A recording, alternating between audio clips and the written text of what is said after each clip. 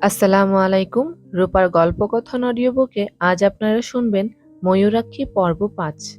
শুরু করছি পর্ব ৫। প্রায় ১০ দিন পর আস্তানায় ফিরলাম। আস্তানা মানে মজিদের মেস, the new boarding house. Majid ওই বোর্ডিং হাউসে দীর্ঘদিন ধরে আছে। কলেজে যখন পড়তে আসে তখন এই অন্ধগহ্বর খুঁজে বের করে।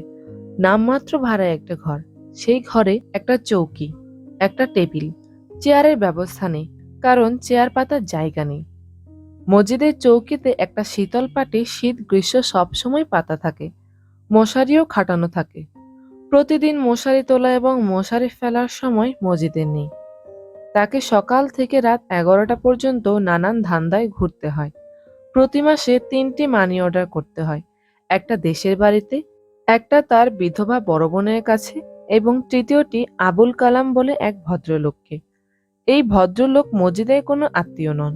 তাকে প্রতি মাসে কেন টাকা পাঠাতে হয় তা মজিদ কখনো বলেনি। জিজ্ঞেস করলে হাসে। এইসব রহস্যের কারণেই মজিদকে আমার বেশ পছন্দ। আমাকে মসজিদে পছন্দ কিনা আমি জানি না। সে মানুষের সঙ্গে সম্পূর্ণ অনাগ্রহ নিয়ে মেশে, কোনো কিছুতেই অবাক বা বিস্ময় প্রকাশ করে না। সম্ভবত শৈশবেই তার বিস্মিত হওয়ার ক্ষমতা নষ্ট হয়ে গেছে। ইউনিভার্সিটিতে পড়বার সময় তাকে একবার একটা ম্যাজিক শো দেখাতে নিয়ে গিয়েছিলাম। ডাচ এক জাদুঘর জার্মান কালচারাল সেন্টারে জাদু দেখাচ্ছেন। বিস্ময়কর কাণ্ড কারখানা একের পর এক ঘটে যাচ্ছে। একসময়ে তিনি তার সুন্দরী স্ত্রীকে করাত দিয়ে কেটে দুটুকরো করে ফেললেন। ভয়াবহ ব্যাপার। মহিলা দর্শকরা ভয়ে উ উ করছে। তাকিয়ে দেখি মজিদ ঘুমিয়ে পড়েছে। ক্ষীণ নাক ডাকা শব্দও শোনা যাচ্ছে। আমি চিমটি কেটে তার ঘুম ভাঙালাম। সে বলল, কি হয়েছে? আমি বললাম, করাত দিয়ে মানুষ কাটা হচ্ছে।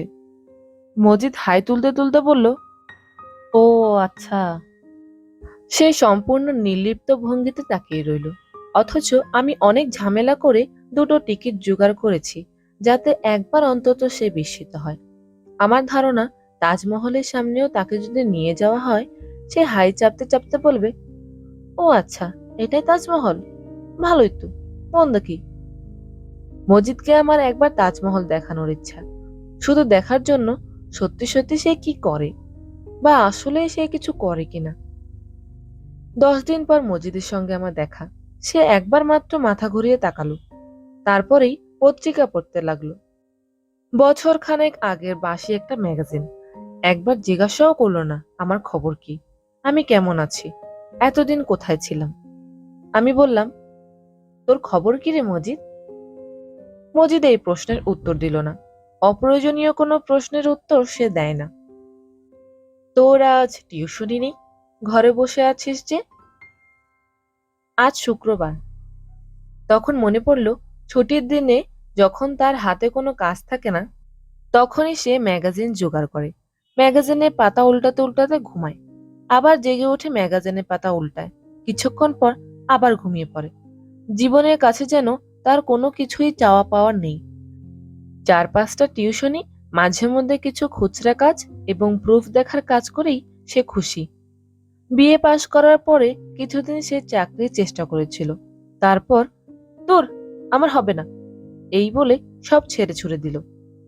আমি একবার বলেছিলাম, সারা জীবনে কি এই করেই কাটাবি নাকি? সে বলল, অসুবিধাটা কি, তুই তো কিছু না করেই কাটাচ্ছিস। আমার অবস্থা ভিন্ন। আমার কোনো দায় দায়িত্ব নেই। তাছাড়া আমি একটা এক্সপেরিমেন্ট করছি, তুই তো তা করছিস না।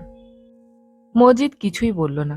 আমি ভেবেছিলাম একবার হয়তো জিজ্ঞাসা করবে কিসের এক্সপেরিমেন্ট, তাও করল না। আসলেই তার জীবনে কোনো কৌতূহল নেই।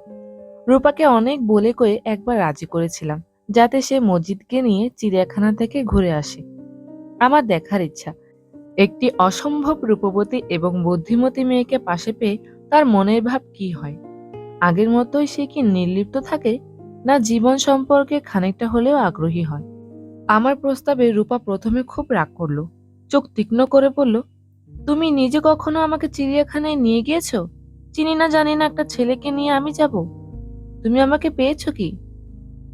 সে যতই রাগ করে আমি ততই হাসি। রূপাকে ঠান্ডা করার এই একটাই পথ, সে যত রাগ করবে আমি তত হাসব। আমার হাসি দেখে সে আরো রাগবে, আমি আরো হাসবো। সে হাল ছেড়ে দেবে। এবারও তাই হলো। সে মজিদকে নিয়ে যেতে রাজি হলো। আমি একটি ছুটির দিনে মজিদকে বললাম, তুই চিড়িয়াখানা থেকে ঘুরে আয়। পত্রিকায় দেখলাম জিরাফ এনেছে। মজিদ বলল, জিরাফ দেখে কি হবে? কিছুই হবে না, তবু দেখে আয়। ইচ্ছে করছে না। আমার এক দূরসম্পর্কের ফুফাতো বোন, বেচারে চিড়িয়াখানা দেখার শখ, সঙ্গে কোনো পুরুষ মানুষ না থাকায় যেতে পারছে না। আমার আবার জন্তু জানোয়ার ভালো লাগে না, তুই তাকে নিয়ে যা। মজিদ বলল, আচ্ছা। আমার ধারণা ছিল রূপাকে দেখেই মজিদ একটা ধাক্কা খাবে। সেরকম কিছুই হলো না। রূপা গাড়ি নিয়ে এসেছিল। মজিদ গম্ভীর মুখে ড্রাইভারের পাশে বসল। রূপা হাসি মুখে বলল, আপনি সামনে বসেছেন কেন? পিছনে আসুন, দুজন গল্প করতে করতে যাই। মজিদ বলল, আচ্ছা। মজিদ পিছনে এসে বসল। তার মুখ ভাবলেশহীন। একবার ভালো করে দেখলও না তার পাশে যে বসে আছে সে মানবী না, অপ্সরী। ফিরে আসার পর জিজ্ঞাসা করলাম, কেমন দেখলি? ভালোই। কথা হয়েছে রূপার সঙ্গে? হুম। কি কথা হলো? মনে নেই। আচ্ছা, রূপার পরনে কি রঙের শাড়ি ছিল বলতো? লক্ষ্য করিনি। আমি মজিদের সঙ্গে অনেক সময় কাটাই। রাতে তার সঙ্গে এক চৌকিতে ঘুমাই। তার কাছ থেকে শিখতে চেষ্টা করি কি করে আশেপাশের জগৎ সম্পর্কে পুরোপুরি নির্লিপ্ত হওয়া যায়। সাধু সন্ন্যাসীরা অনেক সাধনায় যে স্তরে পৌঁছেছেন, মজিদ সেই স্তরটি কি করে এত সহজ অতিক্রম করলো তা আমার জানতে ইচ্ছে করে। আমার বাবা তার খাতায় আমার জন্য যেসব উপদেশ লিখে রেখে গেছেন তার মধ্যে একটা শিরোনাম হচ্ছে নির্লিপ্ততা। তিনি লিখেছেন, পৃথিবীর সকল মহাপুরুষ এবং মহাজ্ঞানীরা এই জগৎকে মায়া বলিয়া অভিহিত করিয়াছেন। আমি আমার ক্ষুদ্র বিবেচনায় দেখিয়াছি আসলেই মায়া। স্বামী ও স্ত্রীর প্রেম যেমন মায়া বই কিছুই নয়, ভ্রাতা ও ভগ্নীর স্নেহ সম্পর্কেও তাই। যে কারণে স্বার্থে আঘাত লাগিবা মাত্র স্বামী স্ত্রীর প্রেম বা ভাতা ভাগ্নের ভালোবাসা কর্পূরের মতো উড়িয়া যায়। কাজেই তোমাকে পৃথিবীর সর্ববিষয়ে পুরোপুরি নির্লিপ্ত হইতে হবে। কোনো কিছুর প্রতি তুমি যেমন আগ্রহ বোধ করিবে না, আবার অনাগ্রহও বোধ করিবে না। মানুষ মায়ার দাস। সেই দাসত্ব শৃঙ্খল তোমাকে ভাঙিতে হইবে। মানুষের অসাধ্য কিছুই নাই। চেষ্টা করিলে তুমি তা পারিবে। তোমার ভেতরে সে ক্ষমতা আছে। সেই ক্ষমতা বিকাশের চেষ্টা আমি তোমায় শৈশবেই করিয়াছি। একই সঙ্গে তোমাকে আদর এবং অনাদর করা হয়েছে। মাতার প্রবল ভালোবাসা হইতেও তুমি বঞ্চিত হইয়াছ। এই সমস্তই একটি পরীক্ষার অংশ। এই পরীক্ষায় সফলকাম হইতে পারিলে প্রমাণ হইবে যে ইচ্ছে করিলে মহাপুরুষদের এই পৃথিবীতে তৈরি করা যায়। যদি একটি সাধারণ কুকুরকেও যথাযথ প্রশিক্ষণ দেওয়া যায়, সেই কুকুর শিকারী কুকুরে পরিণত হয়। একজন ভালো মানুষ পরিবেশের চাপে ভয়াবহ খুনিতে রূপান্তরিত হয়। যদি তাই হয়, তবে কেন আমরা আমাদের ইচ্ছা অনুযায়ী মানব সম্প্রদায় তৈরি করতে পারবো না? বাবা আমার ভেতর থেকে মায়া কাটানোর চেষ্টা করেছেন। শৈশবের কথা কিছু মনে আছে। একটা খেলনা হয়তো আমার খুব পছন্দ হলো। তিনি কিনে আনলেন। গভীর আনন্দে আমি আত্মহারা। তখন হঠাৎ বাবা বললেন, আচ্ছা আয়, এইবার এই খেলনা ভেঙে টুকরো টুকরো করে ফেলি। আমি বিস্মিত হয়ে বললাম, কেন? এমনি। বাবা একটা হাতুড়ি নিয়ে খেলনা ভাঙতে বসলেন। আমি কাঁদো কাঁদো চোখে তাকিয়ে দেখতাম। একবার খাঁচায় করে একটা টিয়া পাখি নিয়ে এলেন। কি সুন্দর সবুজ রং, লাল টুকটুকে ঠোঁট। আমি বললাম, বাবা, আমরা কি এটা পুষবো? তিনি হাসি মুখে বললেন, হ্যাঁ। আনন্দে আমার চোখে পানি এসে গেল। আমি বললাম, টিয়া পাখি কি খায় বাবা? শুকনো মরিচ খায়। ঝাল লাগে না? না। একটা শুকনো মরিচ নিয়ে এসে দাও, দেখবে কিভাবে কপ করে খাবে। আমি ছুটে গেলাম শুকনো মরিচ আনতে। মরিচ এনে দেখি বাবা টিয়া পাখিটা গলা টিপে মেরে ফেলেছেন। এমন সুন্দর একটা পাখি মরে পড়ে আছে। ভয়ঙ্কর একটা ধাক্কা লাগলো। বাবা বললেন, মন খারাপ করবি না, মৃত্যু হচ্ছে এই জগতে আদি সত্য। তিনি তার পুত্রের মন থেকে মায়া কাটাতে চেষ্টা করেছেন। তার চেষ্টা কতটা সফল হয়েছে? মায়া কি কেটেছে? আমার তো মনে হয় না। এই যে মজিদ চুপচাপ বসে আছে, পত্রিকার পাতা উল্টাচ্ছে, কেন জানি বড় মায়া লাগছে তাকে দেখে। এই মায়া আমার বাবা শত ট্রেনিংয়েও কাটাতে পারেননি। অথচ মজিদ কোনো রকম ট্রেনিং ছাড়াই সব মায়া কাটিয়ে বসে আছে। মজিদকে ছাত্র হিসেবে পেলে বাবার লাভ হতো। মজিদ, কি? আমার হাতে একটা চাকরি আছে, করবি? কি চাকরি? কি চাকরি জানি না, আমার বড় ফুপা বলেছিলেন জোগাড় করে দিতে পারেন। তিনি আমাকে চেনেন কিভাবে? তোকে চেনেন না, চাকরিটা আমার জন্য, তবে আমি তোকে পাইয়ে দেব। দরকার নেই। দরকার নেই কেন? টাকা পয়সা টানাটানি তো এখন আর আগের মতো নেই। দেশে এবার থেকে আর পাঠাতে হবে না। কেন? বাবা মারা গেছেন। সে কি? আমি বিস্মিত চোখে তাকিয়ে রইলাম। মজিদ বলল, এত অবাক হচ্ছিস কেন? বুড়ো হয়েছে, মারা গেছে, কিছুদিন পর আর বোনকেও টাকা পাঠাতে হবে না। আমি অবাক হয়ে তাকিয়ে বললাম, সেও কি মারা যাচ্ছে? না, তার ছেলে পাশ করে গেছে, বিয়ে পাশ করেছে, চাকরি বাকরি কিছু পেয়ে যাবে। তুই চাস না তোর একটা গতি হোক? আরে দূর দূর, ভালোই আছি। মজিদ হাই তুলল। আমি বললাম, ভাত খেয়েছিস? না, চল খেয়ে আসি। রাস্তায় নেমেই মজিদ বলল, বিয়ে বাড়িটারি পাওয়া যায় কিনা খুঁজে দেখবি, বিরিয়ানি খেতে ইচ্ছা করছে। আমি বললাম, বিয়ে বাড়ি খুঁজতে হবে না, চল পুরান ঢাকায় গিয়ে তোকে বিরিয়ানি খাওয়াবো, টাকা আছে। আবার এত দূর যাব? আজ ছুটির দিন ছিল, একটু হাঁটলেই বিয়ে বাড়ি পেয়ে যেতাম। তুই কি একটা বিয়ে করবি নাকি? আমি? আরে দূর দূর, বিয়ে করা মানে শতেক যন্ত্রণা, শতেক দায়িত্ব, ভালো লাগে না। সিগারেট খাবি? মজিদ হ্যাঁ না কিছুই বলল না। দিলে খাবে, না দিলে খাবে না। আমি রাস্তার মোড়ের দোকান থেকে সিগারেট কিনলাম। মজিদ নির্লিপ্ত ভঙ্গিতে টানছে। আমি বললাম, তুই দিন দিন কি হয়ে যাচ্ছিস বলতো? কি হচ্ছি? গাছ হয়ে যাচ্ছিস। সত্যি সত্যি গাছ হতে পারলে ভালোই হতো। আমরা রিকশার খোঁজে বড় রাস্তা পর্যন্ত চলে এলাম। রিকশা আছে, তবে ওরা কেউ পুরান ঢাকার দিকে যাবে না। দূরের ট্রিপে ওদের ক্ষতি, কাছের ট্রিপে পয়সা বেশি, পরিশ্রমও কম। এত কিছু মাথায় ঢুকবে না, এরকম বোকা একজন রিকশাওয়ালার জন্য আমাদের অপেক্ষা করতে হবে। মজিদ, বল। তুই দেখ রিকশা পাস কিনা, আমি চট করে একটা টেলিফোন করে আসি। আচ্ছা। আমি টেলিফোন করতে ঢুকলাম তরঙ্গিনী নামের স্টেশনারি দোকানে। আজকাল চমৎকার সব দোকান হয়েছে, এদের নামও যেমন সুন্দর, সাজসজ্জাও তেমন সুন্দর। আমাকে দেখেই দোকানের সেলসম্যান জামান এগিয়ে এলো। এই ছেলের বয়স অল্প, সুন্দর চেহারা। একদিন দেখি দোকানে আর আসছে না। মাস দুয়েক পরে আবার এসে উপস্থিত, সমস্ত মুখভর্তি বসন্তের দাগ। ব্যাপারটা বিস্ময়কর, কারণ পৃথিবী থেকে বসন্ত উঠে গেছে। এই ছেলে সেই বসন্ত পেল কি করে? সবসময় ভাবি জিজ্ঞেস করব, জিজ্ঞেস করা হয়ে ওঠে না। তার মুখে দাগ হবার পর তার ব্যবহার খুব ভালো হয়েছে, আগে ব্যবহার খুব খারাপ ছিল। জামান হাসি মুখে বলল, স্যার ভালো আছেন? হুম। টেলিফোন করবেন? যদি টেলিফোনে ডায়াল টোন থাকে এবং টেলিফোনের চাবি থাকে তাহলে করব। দুটো টেলিফোন করব। এই যে 4 টাকা। টাকা দিয়ে সবসময় লজ্জা দেন স্যার। লজ্জার কিছু নেই। টেলিফোন শেষে আমি আপনাকে একটা কথা জিজ্ঞাসা করব। প্রায় জিজ্ঞাসা করব ভাবি, কিন্তু মনে থাকে না। আজ আপনি মনে করিয়ে দেবেন। জি আচ্ছা। আমার সামনে টেলিফোন দিয়ে জামান সরে গেল। এইটুকু ভদ্রতা আছে। অধিকাংশ দোকানে টেলিফোন করতে দেয় না, টাকা দিয়েও না।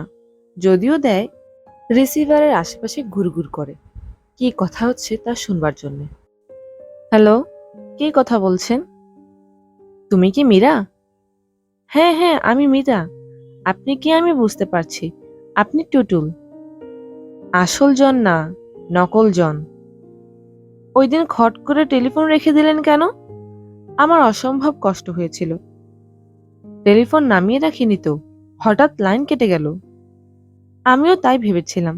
অনেকক্ষণ টেলিফোনের সামনে বসেছিলাম, লাইন কেটে গেল, তাহলে আবার করলেন না কেন? টাকা ছিল না। টাকা ছিল না মানে? আমি তো বিভিন্ন দোকান টোকান থেকে টেলিফোন করি, 2টা টাকা পকেটে নিয়ে যাই। আরেকবার করতে হলে আরো 2 টাকা লাগবে, বুঝতে পারছো? পারছি। এখন আপনার সঙ্গে টাকা আছে তো? আছে। ওই দিন আপনার টেলিফোন পাওয়ার পর বাবাকে সব বললাম। বাবাকে তো চেনেন না। বাবা খুবই রাগী মানুষ। তিনি প্রথমে আমাদের দুজনকে খুব বকা দিলেন, আপনাকে রাস্তা থেকে তোলার জন্য এবং পথে নামিয়ে দেবার জন্য। তারপর, আচ্ছা আপনি আমার কথা শুনছেন তো? হ্যাঁ, শুনছি। তারপর বাবা গাড়ি বের করে থানায় গেলেন। ফিরে এলেন মন খারাপ করে। মন খারাপ করে ফিরলেন কেন? কারণ ওসি সাহেব আপনার সম্পর্কে অদ্ভুত অদ্ভুত কথা বলেছেন। আপনি নাকি পাগল ধরনের, তার উপর কবি। আমি কবি? হ্যাঁ, আপনি যে কবিতার খাতাটা থানায় ফেলে এসেছিলেন, বাবা সেটিও নিয়ে এসেছেন। তাই নাকি? হ্যাঁ, আমি সবগুলো কবিতা পড়েছি। কেমন লাগলো? ভালো, অসাধারণ। সবচেয়ে ভালো লাগলো কোনটা বলবো? আমার কিন্তু মুখস্থ। কবিতাটার নাম রাত্রি। পরীক্ষা নিচ্ছি, দেখি সত্যি সত্যি তোমার মুখস্থ কিনা। কবিতাটা বলো দেখি। মীরা সঙ্গে সঙ্গে আবৃত্তি করল। অতন্দ্রিলা, ঘুমাওনি জানি, তাই চুপি চুপি গাঢ় রাত্রে শুয়ে বলি শোনো। সৌর তারা ছাওয়া এই বিছানায় সখ্যজাল রাত্রির মশারি। কত দীর্ঘ দুজনার গেল সারাদিন। আলাদা নিঃশ্বাসে এতক্ষণে ছায়া ছায়া পাশে ছুঁই। কি আশ্চর্য, দুজনেই দুজনা। অতন্দ্রিলা, হঠাৎ কখন শুভ্র বিছানায় পড়ে জোছনা, দেখি তুমি নেই। কবিতাটি সে আবৃত্তি করল চমৎকার ভাবে। আবৃত্তির শেষে ছোট্ট নিঃশ্বাস ফেলে বলল, কি বলতে পারলাম? হ্যাঁ পারলে। তোমার স্মৃতিশক্তি ভালো, তবে কবিতা সম্পর্কে কোনো ধারণা নেই। কেন? এটা কি ভালো কবিতা না? অবশ্যই ভালো, তবে আমার লেখা না, অমিয় চক্রবর্তীর লেখা। আপনার নোট বইয়ে সব কবিতাই কি অন্যের? হ্যাঁ, মাঝে মাঝে কিছু কবিতা পড়ে মনে হয় এগুলি আমারই লেখার কথা ছিল, কোনো কারণে লেখা হয়নি, তখন সেটা নোটবুকে টুকে রাখি। আপনি কি খুব কবিতা পড়েন? না, একেবারে না। তবে আমার একজন বান্ধবী আছে, সে খুব পড়ে এবং জোর করে আমাকে কবিতা শোনায়। ওর নাম কি? ওর নাম রূপা, তবে আমি তাকে মাঝে মাঝে ময়ূরাক্ষী ডাকি। বাহ, কি সুন্দর নাম। সে কিন্তু এই নাম একেবারেই পছন্দ করে না। কেন বলুন তো? কারণ এই নামে এলিফ্যান্ট রোডে একটা জুতার দোকান আছে। মীরা খিলখিল করে হেসে উঠল। অনেকক্ষণ পর্যন্ত হাসল। মনে হলো মেয়েটা যে পরিবেশে বড় হচ্ছে, সেই পরিবেশে কেউ রসিকতা করে না, সবাই গম্ভীর হয়ে থাকে। সামান্য রসিকতায় এই কারণেই সে এতক্ষণ ধরে হাসছে। হ্যালো, আপনি কিন্তু টেলিফোন রাখবেন না। আচ্ছা, রাখবো না। ওই দিন আপনার সঙ্গে কথা বলার পর থেকে এমন হয়েছে, টেলিফোন বাজার সঙ্গে সঙ্গে ছুটে যায়, মনে হয় আপনি টেলিফোন করেছেন। তাই নাকি? হ্যাঁ, আরেকটা ব্যাপার বলি, মা আপনার জন্য খুব চমৎকার একটা পাঞ্জাবি কিনে রেখেছেন। ওই পাঞ্জাবিটা নেওয়ার জন্য হলেও আমাদের বাসায় আপনাকে আসতে হবে। আসবো। কবে আসবেন? টুটুলকে খুঁজে পেলেই আসবো। আপনি ওকে কোথায় খুঁজে পাবেন?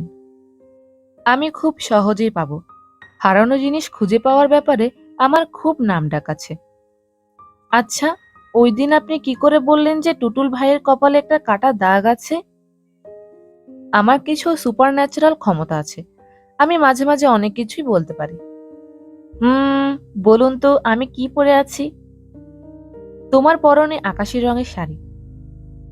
হলো না, আপনার আসলে কোনো ক্ষমতা নেই। ঠিক ধরেছ, কিন্তু আপনি যখন বলেছিলেন যে আপনার সুপার ন্যাচারাল পাওয়ার আছে, আমি বিশ্বাস করেছিলাম। মনে হচ্ছে তোমার একটু মন খারাপ হয়েছে। হ্যাঁ, হয়েছে। টেলিফোন কি রেখে দেব? না না, প্লিজ আপনার ঠিকানা বলুন।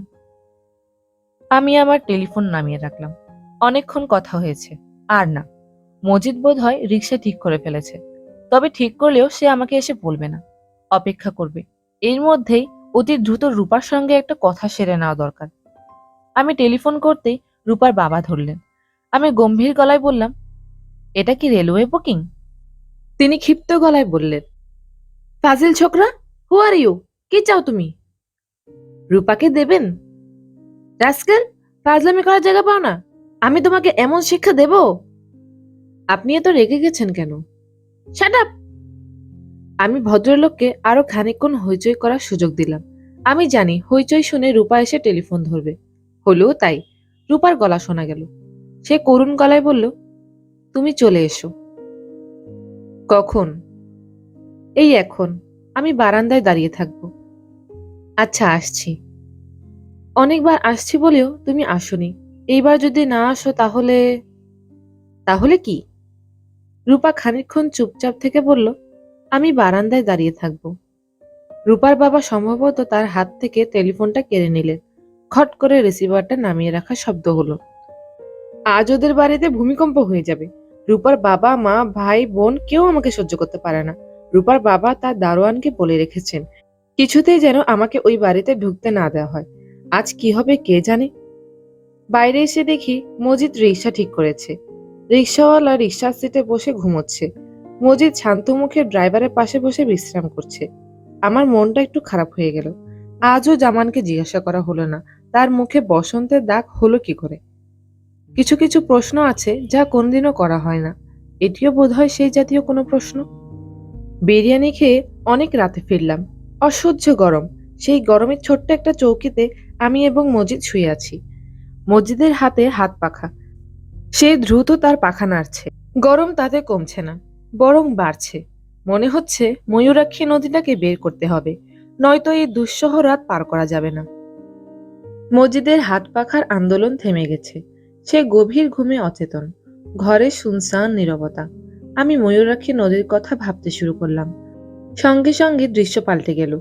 এই নদী এক এক সময় এক এক ভাবে আসে। আজ এসেছে দুপুরের নদী হয়ে। প্রখর দুপুর। নদীর জলে আকাশের ঘন নীল ছায়া। ঝিম ধরে আছে চারিদিক। হঠাৎ নদী মিলিয়ে গেল। মজিদ ঘুমের মধ্যে বিশ্রী শব্দ করে ফুপিয়ে ফুপিয়ে কাঁদছে। এই মজিদ, এই! মজিদ চোখ মেলল। কি হয়েছে রে? কিছু না। স্বপ্ন দেখেছিস? হুম। দুঃস্বপ্ন? না। কি স্বপ্ন দেখেছিস বলতো? মজিদ অনেকক্ষণ চুপ করে থেকে ক্ষীণস্বরে বলল, স্বপ্নে দেখলাম বাবা আমার গায়ে হাত বুলিয়ে দিচ্ছেন। মজিদ শুয়ে পড়ল। আমি জানি না মজিদের বাবা কিভাবে তার গায়ে হাত বুলাতেন। আমার ইচ্ছা করছে ঠিক সেই ভঙ্গিতে মজিদের গায়ে হাত বুলাতে। হিমু! কি? আমার বাবা আমাকে খুব আদর করত। সব বাবারাই করে। আমার বাবা খুব বেশি করত। একদিন কি হয়েছে জানিস? বল, শুনছি। না থাক। থাকবে কেন? শুনি। এই গরমে ঘুম আসছে না। তোর গল্প শুনলে ভালো লাগবে। আমি তখন খুব ছোট। তারপর? না থাক। মজিদ আর শব্দ করল না। ঘরের ভেতর অসহ্য গরম। আমি অনেক চেষ্টা করেও নদীটা আনতে পারছি না। আজ আর পারবো না। আজ বরং বাবার কথাই ভাবি। আমার বাবা কি আমাকে ভালোবাসতেন? নাকি আমি ছিলাম তার খেলার কোনো পুতুল, যে পুতুল তিনি নানানভাবে ভেঙে নতুন করে তৈরি করতে চেষ্টা করেছিলেন? কত রকম উপদেশে তিনি তার খাতা ভর্তি করে রেখেছেন। মৃত্যুর আগের মুহূর্তে হয়তো ভেবেছেন এইসব উপদেশ আমি অক্ষরে অক্ষরে মেনে চলব। আমি কি সেই সব উপদেশ মানি, নাকি মানার ভান করি? তার খাতায় লেখা, উপদেশ নম্বর 11, সৃষ্টিকর্তার অনুসন্ধান।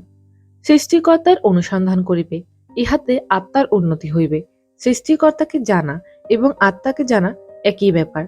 স্বামী বিবেকানন্দের একটি উক্তি এই প্রসঙ্গে স্মরণ রাখিও, বহুরূপে সম্মুখে তোমার, ছাড়ি কোথা খুঁজিছ ঈশ্বর।